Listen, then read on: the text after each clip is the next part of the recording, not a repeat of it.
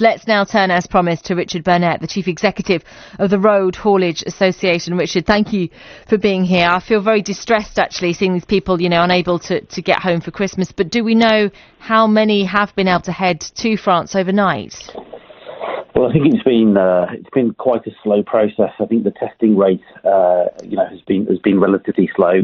25, vehicles or drivers per hour on the M20 and in Manston. I think last night the figures were around probably 50 an hour. They were trying to get those numbers up to more like 100.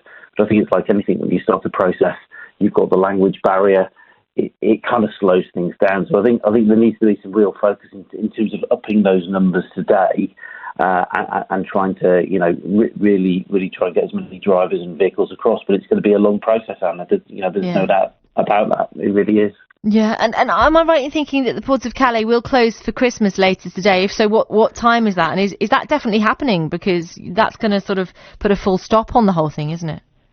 Yeah, that's my understanding. Again, I think part of the problem, Anna, at the moment is there are lots of conversations, lots of calls. I had calls up until about sort of 9-10 o'clock last night, and we will be starting again those operational reviews this morning with various teams. So I think from 8 o'clock we'll start to get a better feel. My understanding again, is that Calais is supposed to be closing at 1800 this evening. That's one of the questions that's outstanding. Eurotunnel is still running. That's going to have a restricted service, during Christmas Day and Boxing Day. But our focus at the moment is we want to keep this moving, and we're trying to put as much pressure on to keep these things open. But it's the French path, the port frontier, or the police frontier, who are perhaps not going to man up over Christmas Day, which is the challenge at the moment. It really is, isn't it? And I'm worried about the welfare of these people. Do we know what they're doing for food and water? Because that's going to be so important, isn't it?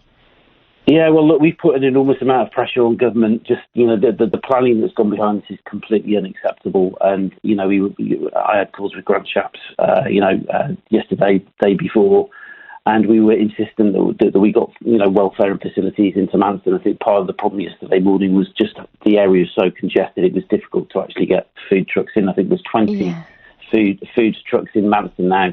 The feedback that we've had from drivers yesterday afternoon is that they've got hot food, they've got hot drinks.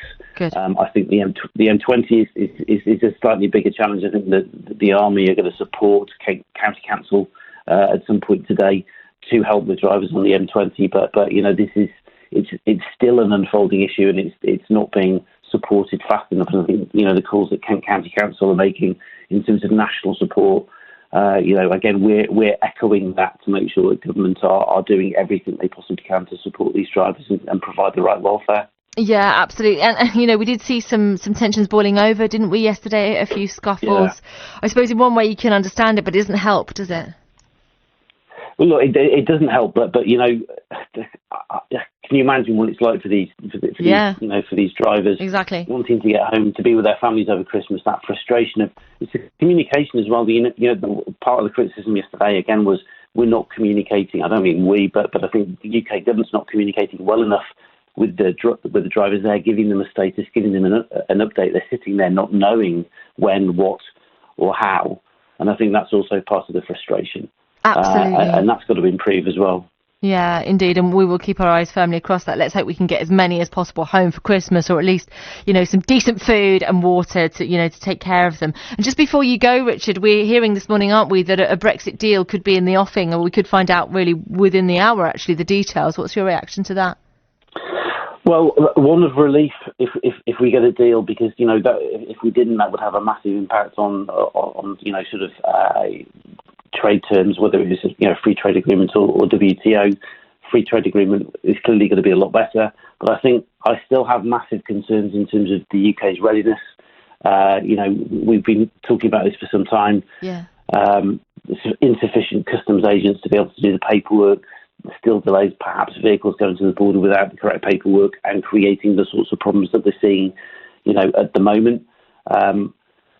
Certainly, as we head into the new year, if we're still doing these tests, that's going to create friction at the border, and then you overlay Brexit without, it's going to continue potentially this problem.